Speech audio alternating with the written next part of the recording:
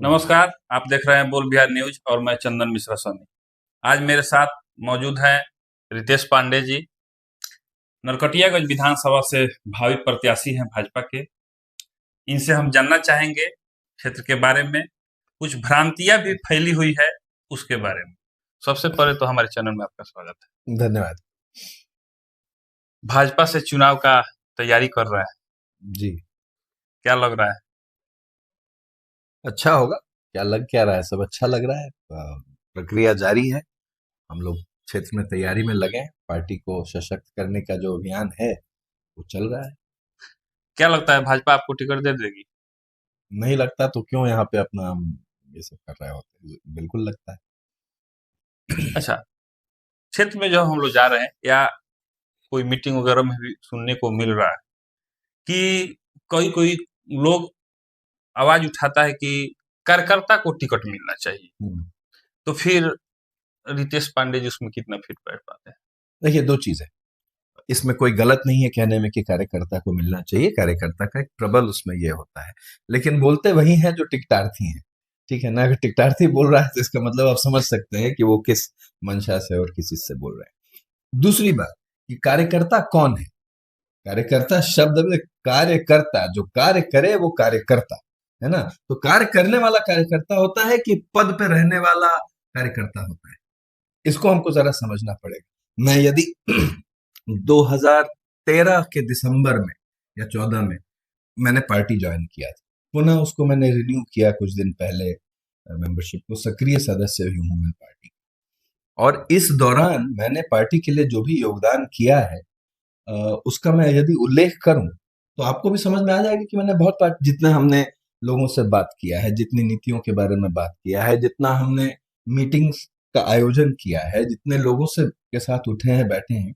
Party को हमारे party के साथ जुड़े रहने, खास करके जब पिताजी बगहा में विधायक थे, उसके आगे पीछे हमने इतना बड़ा प्रोग्राम किया था। यतिवर से महात्मा तक वाल्मीकि नगर। ये मैं बड़ी चीज बता रहा हूँ। छोटे छोटे तो कितने कार्यक्रम हुए होंगे जिसमें पार्टी की नीतियों के बारे में ये बातें हुई हैं। कार्यकर्ताओं से कितना मिले हैं, उनको प्रोत्साहित किया है। तो केवल पद पर रह के ही कार्यकर्ता कहलाया जाए ये जरूरी नहीं है। और मुझे लगता है कि इस मापदंड पे मैं पूरी तरह से खरा उतरता हूँ। अब कुछ तो लोग कहेंगे, लोगों का काम है कहना, और टिकटार्थी तो कहेंगे ही।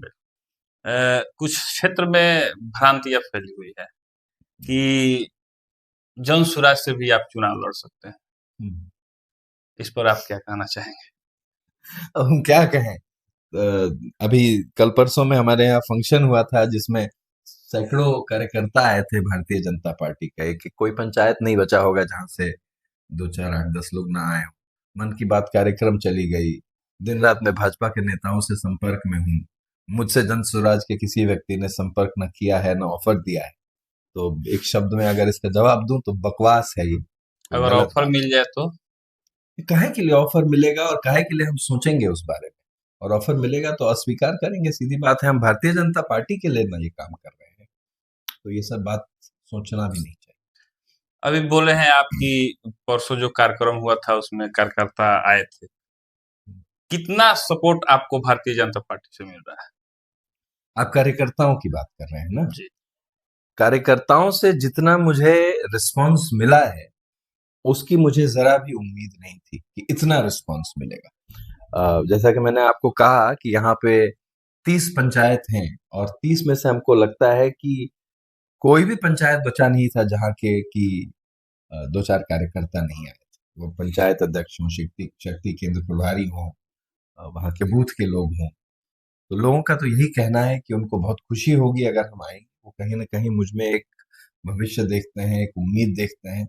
और उनको लगता है कि जो अभी की जो स्थिति है वो बेहतर होगी और कार्यकर्ताओं का सम्मान ज्यादा होगा। कार्यकर्ता को क्या चाहिए।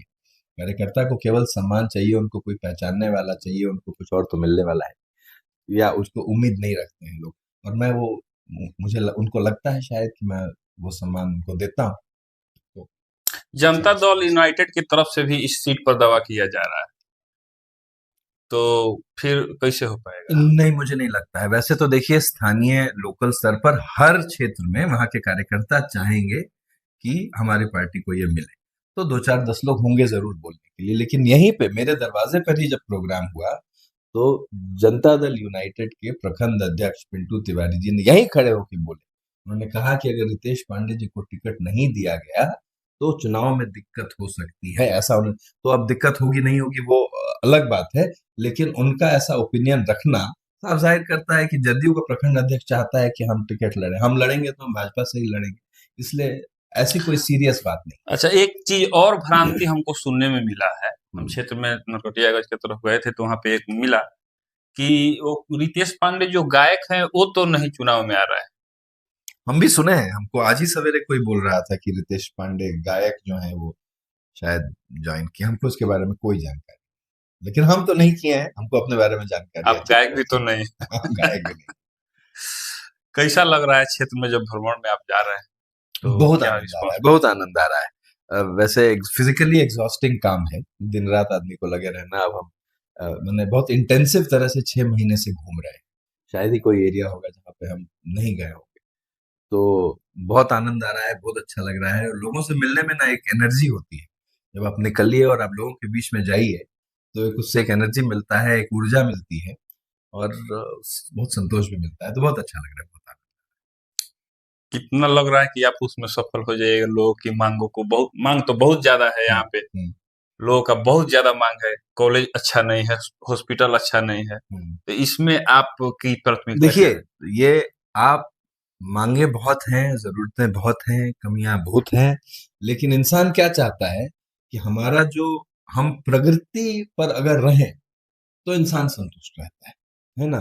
यदि आपके पास आज 10 रुपया है और कल यदि आपके पास 11 रुपया हो जाए तो आपको खुशी हो, कल 10 का 9 रुपया हो जाए तो आपको दुख होगा। तो लोग क्या चाहते हैं कि कोई भी आदमी आए जो काम को आगे बढ़ाए, और लोगों को कहीं ना कहीं ये उम्मीद जरूर दिखता है, खास करके इस वजह से कि हमारी जो पृष्ठभूमि है, और जो पिताजी का जो काम रहा है, उनका जो रेपुटेशन रहा है, जो उनको इज्जत मिलती है, जो उन्होंने काम किया है, चीनी मिल लगाना हो, उसका उल्लेख मैं नहीं करूंगा, आप जानते हैं बहुत सारी चीजें।